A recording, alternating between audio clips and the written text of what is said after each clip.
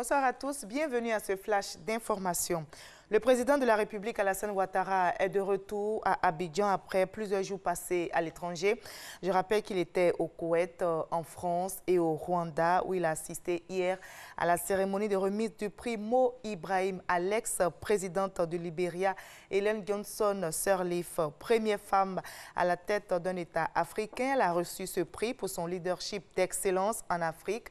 Ce prix, je rappelle, est attribué aux chefs d'État ayant exceptionnellement amélioré notamment la sécurité, l'éducation et transférer démocratiquement leur pouvoir à leurs successeurs. Le ministre ivoirien des Affaires étrangères, Marcel Amontano, était en mission à l'ONU. Au cours de celle-ci, il a participé à un panel de haut niveau et a été reçu en audience par plusieurs personnalités, dont le secrétaire général de l'ONU, Antonio Guterres. Les temps forts de ses activités à l'ONU avec notre envoyé spécial, Michel Digré. C'est l'un des temps forts de la mission du ministre des Affaires étrangères à l'ONU. Sa participation en tant qu'invité spécial au dialogue interactif. Les échanges ont porté sur le renforcement du rôle des Nations Unies dans la consolidation de la paix. Le ministre Marcel Amontano a démontré comment la croissance économique a contribué à la pérennisation de la paix en Côte d'Ivoire après plusieurs années de conflit. Les Nations Unies ont aidé mon pays à consolider la paix après la crise qu'il a connue. Aujourd'hui, après la fin de la mission de l'ONUCI, le pays s'est résolument engagé à pérenniser la paix grâce à l'impact positif de son développement économique. Les résultats témoignent de cette dynamique, car 95% des réfugiés sont rentrés en Côte d'Ivoire. L'environnement sécuritaire est satisfaisant, la gouvernance s'améliore en permanence, les institutions sont stables et se consolident. L'économie est solide et génère de nombreuses opportunités pour les jeunes et les couches les plus fragiles de la société, avec un taux de croissance moyen de 8 à 9% depuis 2012. Pour Marcel Amontano, le modèle ivoirien de sortie de crise doit servir d'exemple. L'expérience ivoirienne en matière de consolidation et de pérennisation de la paix a vocation à être poursuivie et renforcée. Elle enseigne qu'il est possible de construire une paix durable, dans le respect de la démocratie et des droits humains, même après une grave crise. Après ce panel, le ministre ivoirien des Affaires étrangères a eu des audiences avec plusieurs personnalités onusiennes, dont Nikki Haley, représentante permanente des États-Unis à l'ONU.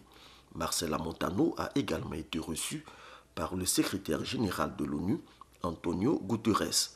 Faisant le point de cette mission, il s'est prononcé sur le rôle que la Côte d'Ivoire entend jouer au sein du Conseil de sécurité. La Côte d'Ivoire fait partie aujourd'hui des 15 pays qui décident de l'avenir du monde.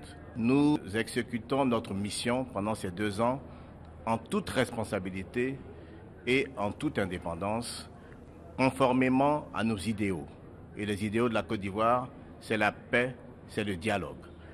Quelle que soit la nature des conflits, seul le dialogue permettra de les résoudre in fine.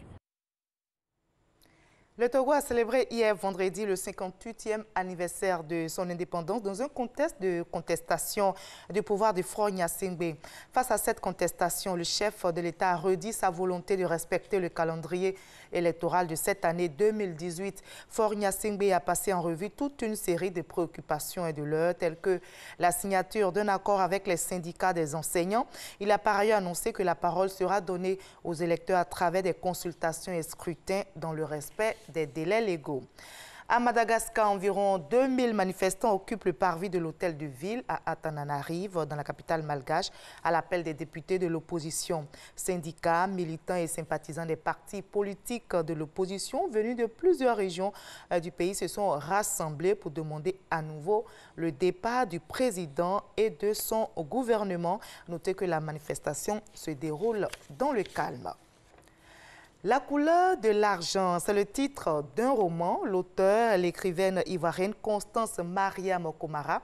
Elle est notre invitée de la page culture de ce 20h, inspecteur d'éducation en poste au ministère de l'Éducation nationale. C'est une amoureuse du livre. Elle vient donc de publier son premier roman, La couleur de l'argent, qui relate l'histoire d'une commerçante, Adam, qui rêve d'être riche, mais y parviendra-t-elle? La couleur de l'argent, on en parlera largement dans la page culture ce soir à 20h. Et notez pour terminer que le ministère de l'Emploi et de la Protection sociale informe toutes les populations vivant en Côte d'Ivoire que le lundi 30 avril n'est pas déclaré jour férié, mais plutôt mardi 1er mai, jour de la fête du travail, est déclaré jour férié et chômé sur toute l'étendue du territoire. Allez, on se retrouve à 20h pour décrypter ensemble l'actualité nationale et internationale.